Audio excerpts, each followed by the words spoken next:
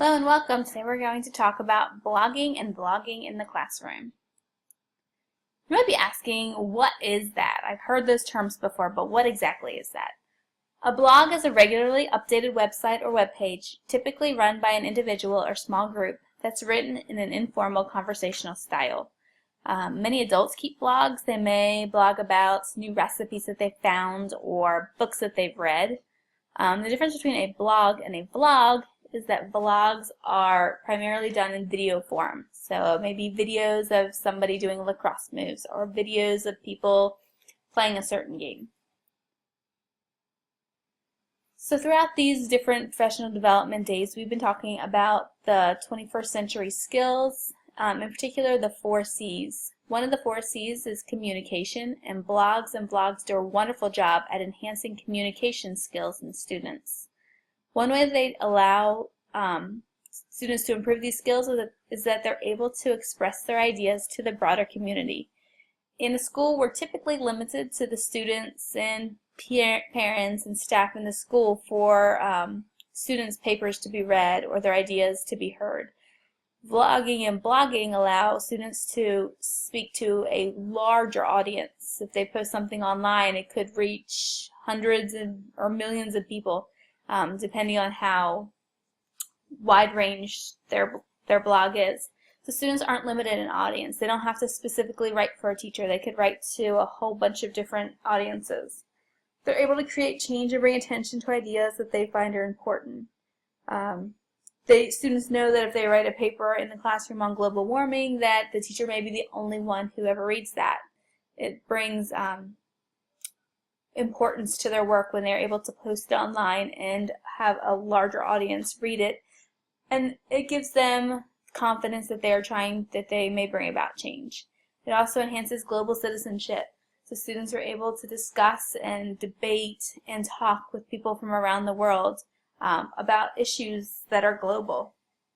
Students are able to practice persuasive techniques. So we talk about persuasive writing techniques in the classroom, but now they're actually able to implement them on different people. Instead of just trying to convince the teacher to do something, they could convince a president or a leader of another country to create change. And they're able to reach a larger audience.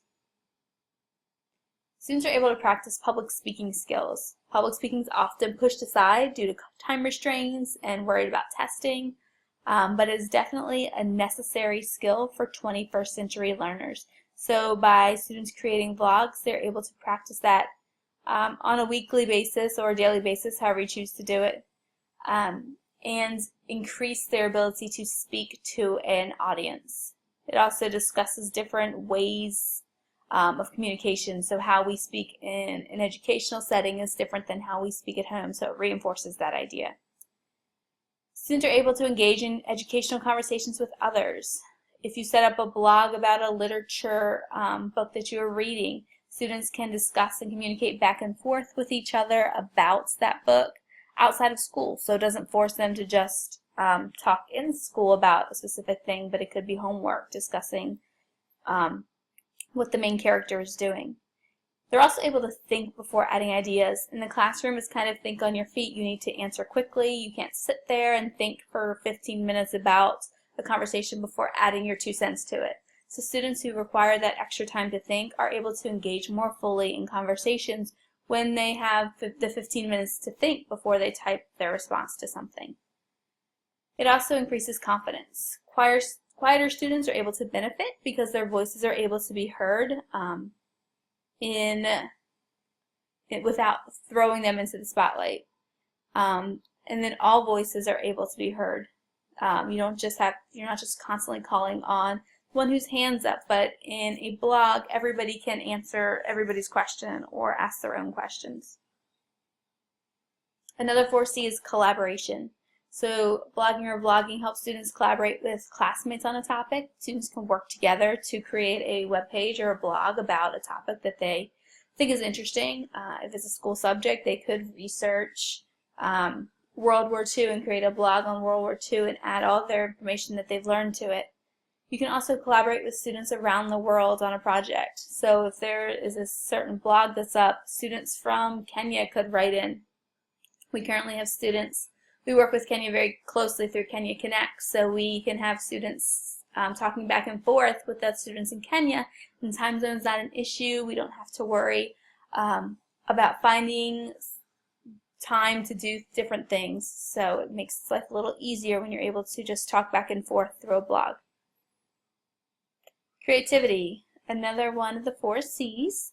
It allows students to express their thoughts and opinions. They're able to reflect on things that matter to them.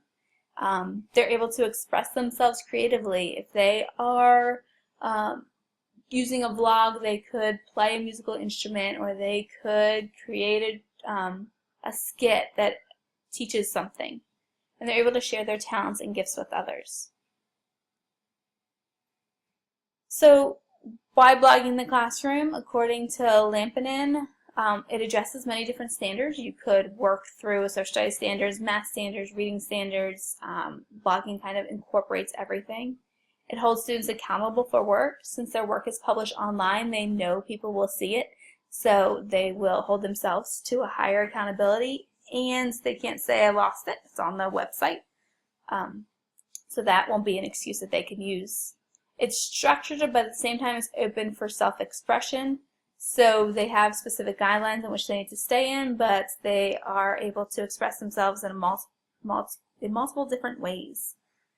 Students enjoy working online. It keeps them engaged. They're basically writing for you, but writing on a blog is much more fun and enjoyable to students than writing on a sheet of paper.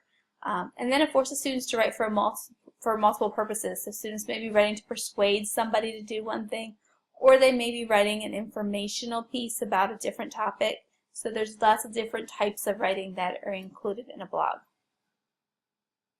So what are some ways to implement in the classroom? You could have each student create their own blog and just let them write. Give them complete freedom, let them write about a topic that's interesting to them, have them write about their day.